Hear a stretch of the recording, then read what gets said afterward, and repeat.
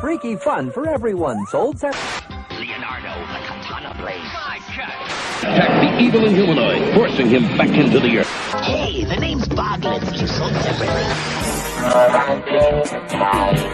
We battle our human and skeletal each soul separately. You put them out together. Turn them into the light, and they change into even more powerful. Battle against Lion-O and the new Thundercat ally.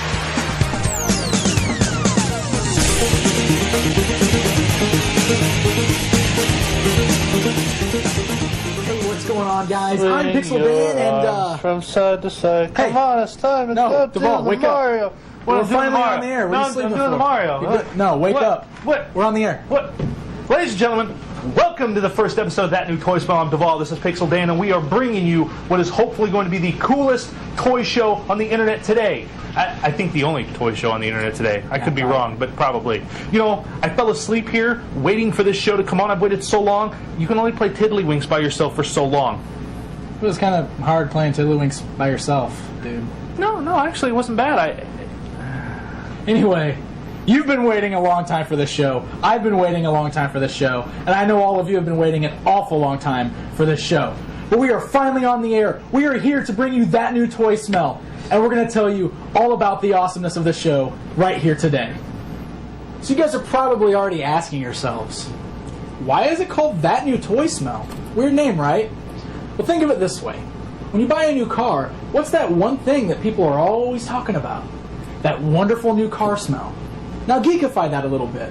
Say you've been hunting for a specific action figure for months and months, and you finally found it.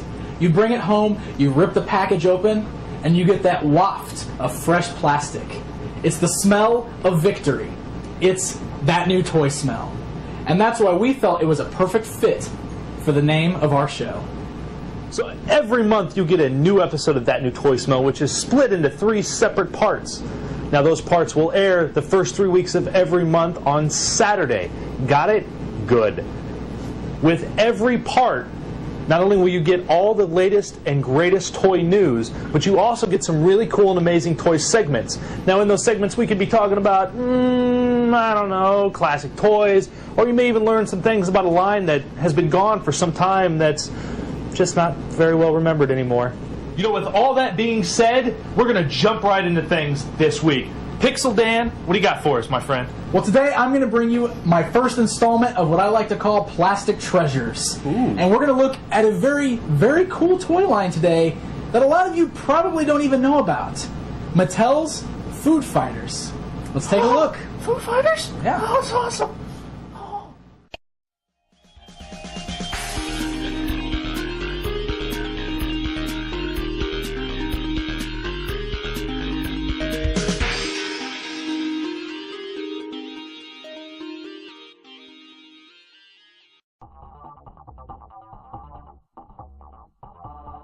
As a kid, I loved the same things that all kids from my era loved.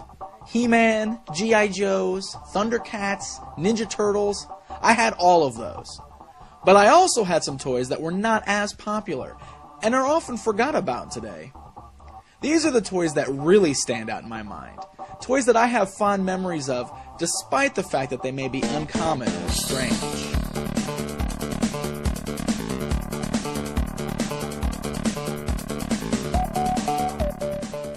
One such set of toys was a line of action figures known as Food Fighters.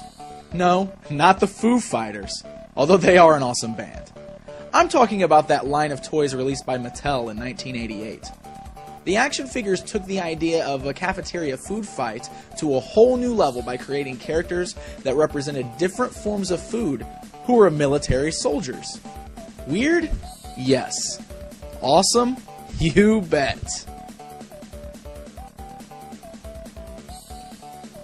The line consisted of 10 different action figures, divided into 2 teams. The Kitchen Commandos, who were your good guys, consisted of Brigadier General, Major Munch, Lieutenant Leg, Sergeant Scoop, and Private Pizza. Then there were the Refrigerated Rejects, or your bad guys. These consisted of Mean Wiener, Chip the Ripper, Short Stack, Taco Terror, and my personal favorite, Fat Frenchie. You could tell which team each food piece belonged to just by the color sleeves and boots that they were wearing. The Kitchen Commandos had green sleeves and black boots, while the Refrigerator Rejects sported brown boots with black sleeves.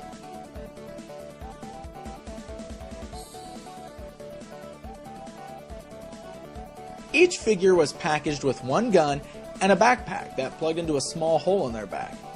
If most kids were anything like me, they probably had a tendency to lose the weapons pretty shortly after opening them. There were a few vehicles released as well, including the Combat Carton, the Fry Chopper, and the Barbecue Bomber. I never had any of these, but I did always want that Combat Carton. I thought that was the coolest looking of the three. There was also a rumored refrigerator playset that never actually saw release.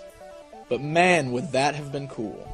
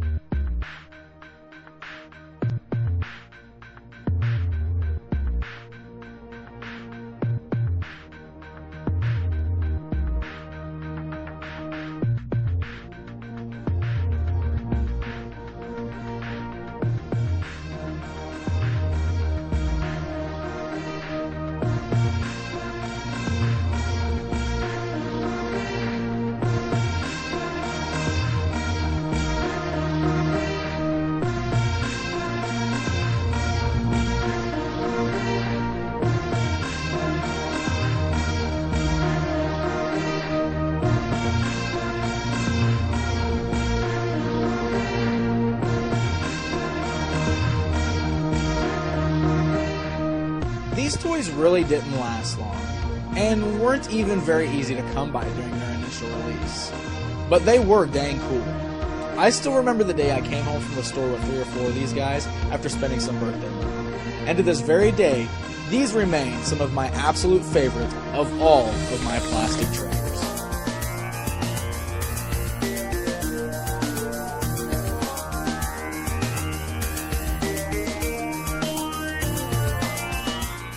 Ladies and gentlemen, welcome back to That New Toy Smell. I'm Duvall. And I'm Pixel Dan, and welcome to part 2 of the first episode of That New Toy Smell. Streaming live on the internet 24/7 at thatnewtoysmell.com in front of thousands and thousands and hundreds of thousands of viewers watching us all the time. It's awesome!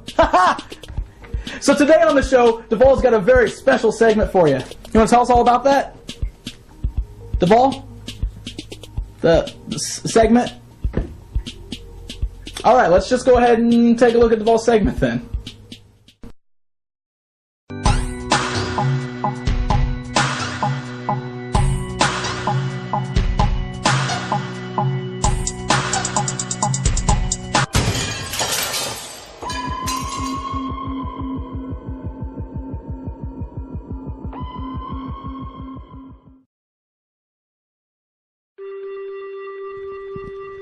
In 1979, director Ridley Scott created what has become known as the first sci-fi horror film in the movie Alien. At the time, Kenner, not wanting to miss another hit movie and another Christmas season without toys for said hit movie, had been assured that the film would be brought in under a PG-13 rating, and they went ahead and produced toys.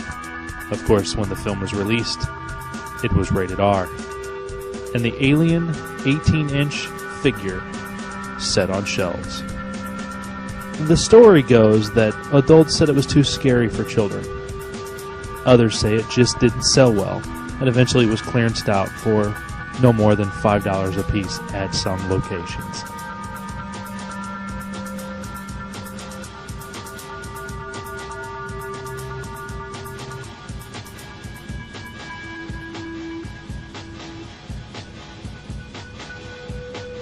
Poor sales of the 18-inch Alien figure in 1979 also caused Kenner to dump its 4.5-inch Alien toy line, which was to follow. It would be almost 13 years before Kenner was ready to try again. In 1992, Alien toys were finally brought back to the shelf. By this time, James Cameron's Aliens film had been released and become a sensation, and Alien 3 was already on its way. Kenner saw the market ripe for a new line, and times had changed. Now the scary creatures in the Space Marines were a little bit more accepted. In 1992, Series 1 was released and included all of the Marines loosely based on the film Aliens by director Jim Cameron. The Marines included Ripley, Hicks, Apone, Drake, and Bishop. And the pesky, evil aliens they fought were the Scorpion Alien, the Bull Alien, and the Gorilla Alien. There was a deluxe figure in the mix, the Alien Queen, and the Power Loader quickly followed in just a few months. Each figure came with a comic, and the aliens all came with face huggers. And also the action features in every figure, from the extending flamethrower of Ripley to the take-apart action of Bishop and to the amazing tongue action of the Alien Queen as she chapaks your skull with her tongue in a loving fashion. It happens from time to time. You know. Oh, who's your good Alien Queen? Oh, who's your good Alien Queen? Is you good? Oh, is you good Alien Queen? Yes, you are. Yes, you are. Yes, you are. Yes, you're so cute. I just want to take you home and eat you up. No, don't grab me with your little booby hands. No. No. That Alien Queen. Stupid Alien Queen. The Kenner line lasted 3 years before ultimately facing its demise.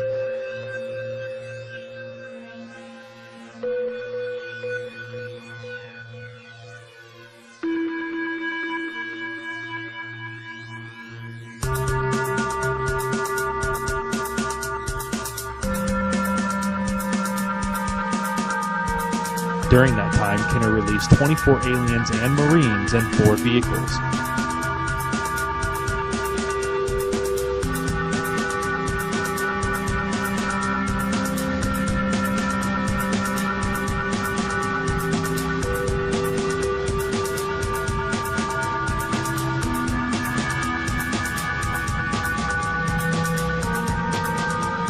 It was also during that time, towards the end of the line, that Kenner introduced the first meeting of 2 great sci-fi horror creations in the Aliens and their hunters, the Predator. But that wouldn't stop the unstoppable alien creatures from invading toy aisles again and again and again, with companies like Hasbro, McFarlane, Mezco, Palisades, NECA, and Japanese companies such as Medicom, Hot Toys, and Aoshima. The alien toys just kept coming and coming and have continued to come throughout the years. Now, I do have to say that this Kenner line is, like I said, probably one of my favorite toy lines that I had in the 90s. And the fact that I remember vividly going into stores like Venture and going into stores like Cage Merchandise when they carried toys and finding Kenner Aliens toys on the shelves. And of course, it was a big deal back then because they didn't make a whole lot of toy lines based on what was then considered a horror movie franchise. Sci-fi movie franchise, but still a horror movie franchise. So to have these figures at home, sitting there and recreating the events of Aliens, probably wasn't good for most kids, but for me, I loved the heck out of me some Aliens. So, when you go to sleep tonight, make sure you look under your bed, check your closets, and look outside the window, because you never know where aliens might be hiding.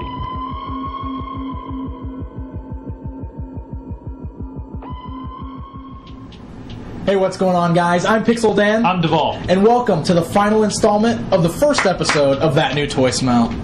So you look like you're doing a little better today. No, I'm good. I lost my hat. Like, literally lost my hat. And, now I'm better. Lost your hat and lost your camera shyness, huh? Yeah. Actually, no, I was scared out of my mind. I peed myself a lot, and then I just told myself to man up and get over it. Well, okay. So what do we got for everybody today? Hey, we've got a great new segment for you guys today called The Grand Opening, hosted by our buddies Dirt and Scotty Cash. All right, that sounds great. Let's check it out. Why are you so hard to open?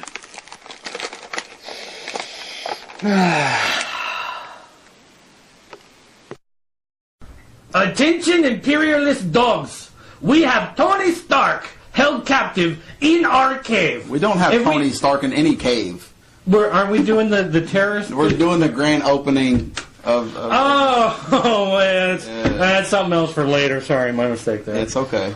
We are proud to present to you today the grand opening. We're going to be opening some brand new toys here on That New Toy Smell, and we are actually going to get some of that new toy I'm smell. excited. Yeah, I'm juiced. Are you juiced? I'm juiced. Are you geeked? Hey, I'm part of this for That New Toy Smell. Really? I love it. Wow. The things we do here on this show. So, would you like to hold the Adam Strange or the Guy Gardner? I want the Strange. You want the Adam Strange? Yeah, Okay. his intelligence are more. Now you can see here on the package, it says Crisis, which is actually from Crisis on Infinite Earths. That's where they're pulling the name from. And if you look at the packaging, you have this giant hand in the background, and the plastic has been vacuum formed into making this hand holding, and that's actually from Crisis, because there is a point in the story where they rebuild the universe, and you see this hand in the darkness, like creation. And so that's kind of what that package is. A lot of people have kind of questioned that, but that's why it's there. So it makes for an interesting pack, don't you think? Yes, I agree. I also, you pointed out that it's just kind of like a plain regular package. There's no weapons, and it's so big. Yeah, that is kind of bugged me a little bit, because you do have this figure right here, and there's no accessories, there's no, they don't have guns, they don't have sticks, they don't have helmets, they don't have anything that needs to be in there, and yet, I mean, how much plastic is that? I mean, how much do you really need? Yeah. We're talking like the G.I. Joes coming on the blister, you just have this, tiny little column of plastic on there, and they've used so much, so, I'm not like a tree hugger or anything like that, but still, it is recyclable. Let's think about it. Well, I mean, if you're going to leave them in the package, though. Oh, it looks great. If you're going to hang them on the wall or whatever, you don't want, this big of a toy on the wall. Right. So. I mean, they do look very pretty. I don't know how well it looks, on camera, but if you can actually hold one of these and look at it, that hand reaching out really looks nice. I also noticed this. I don't know if this makes any difference, but it says Series 1, Figure 3, and yours says Series 1, Figure 5. So just in case you don't get it mixed up. Right, yeah. Yeah, because you might look at it and you go, now which one is like Adam Strange, Guy Gardner? I can't really tell the difference. They've got numbers, so you know. They're thinking. So even if you can't read the name, you're illiterate enough. They're thinking. You got numbers. Outside the box thinking. You also have points, little proof of purchase, anti-monitor points. So I'm hoping at some point I can cash those in for something. Huh? Cash those in for something. All right. Oh yeah. By the way, we're gonna do that? Do what? I'm Scotty Cash. And you're Dirt.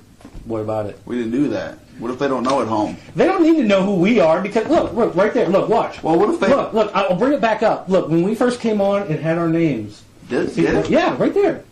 And I'm bringing them back right I see that now. Yeah. All right, now they need to go away. Well, I didn't want them thinking I was Adam right. Strange, because you're Adam Strange and you're Guy Gardner. Oh, yeah, and I look like Guy Gardner, right, with the blue mask. It's very Gardnerific. Gotcha. Isn't it?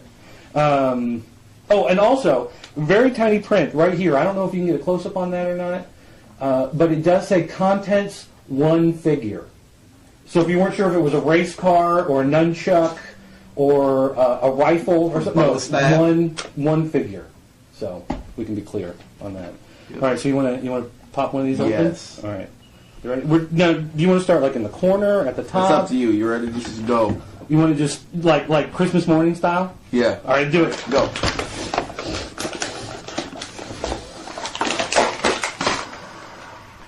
That's nice. Man. That's good. That's nice. Oh man. You're gonna snort the whole figure. Now look how tightly packed that is in there. It's like he doesn't want to come out for There's this anything. hand you were speaking of. Yeah, well, I kind of ripped mine, but well. I still have my point there, so I'm still good. But yeah, pop them. You gotta get them out. Oh, look at that! Yeah. So here's the figure. This is Guy Gardner here. You've got Adam Strange. I sure do. And nice. Whoa. Nice looking little dudes here. Come on, work with me. Mine's got a big backpack on the back. Now, one thing I do like about these compared to some other figures that have come out recently is that the coloring on them is very, I don't want to say plain, but it's very basic. Like a lot of times when they do figures, they get so much into dry brushing and putting oils on them and whatever that you end up with like 10 different shades of green. It can't just be green. And I like these. They have that just solid color that looks like the comic. It's very true to the characters that they represent. You've got a little pin joint in the head to make it look around. You've got some ball joints in the shoulders, which is so good. They can go around which 360 is very there. good. You've got little pins in the elbow.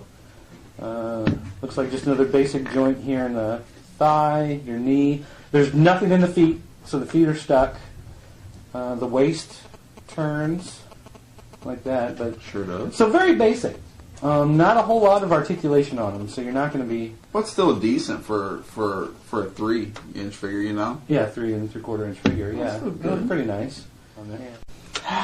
Oh man! Now that new toy Does that smell make right us there. weird? Probably. Don't tell anybody. We're guys on an internet show, and I'm wearing That's a blue fine. mask. I think we got weird down pretty good. That's fine. Just keep between me and you then. The faces do look pretty good as a small little sculpt there. Now let's compare. We got these. We've got some other figures in that same size. We got some Star Wars. Sorry. And there's Cobra Commander. So you can kind of see how they fit right in with these other guys. They're the right size. And is that the same size? There you go. Cobra Commander is display base. Guy Gardner is the. Oh, don't want to see the Yeah, face. you don't want to see it. But yeah, now Guy Gardner is running Cobra, I guess. That's, you always wondered with that guy. You always seemed a little out there. These are rated. I think there's a rated 4 up. Yeah, Right. so if you got a 4-year-old kid, it's safe for him. So that's probably why they didn't really put anything in there, because they don't want him choking on it, or mommy's got to watch the toilet from when he poops out the baton or whatever. But yeah, it's been known to happen. So my mom hates coming over to check my toilet. So anyway. So there you have it. That's the grand opening of our figures here. Nice. You like it? Yeah, that's sweet. And you saw your first customized figure done live right here on that new toy smell. Now you want to get one more sniff before we I do. Nice. All right, thanks for joining us. And again, I'm Dirt. This is Scotty Cash. We bring them up again? Yeah, just the name. Scotty Cash. Thanks for joining us on the grand opening. We'll see you next time on that new toy smell. Take care.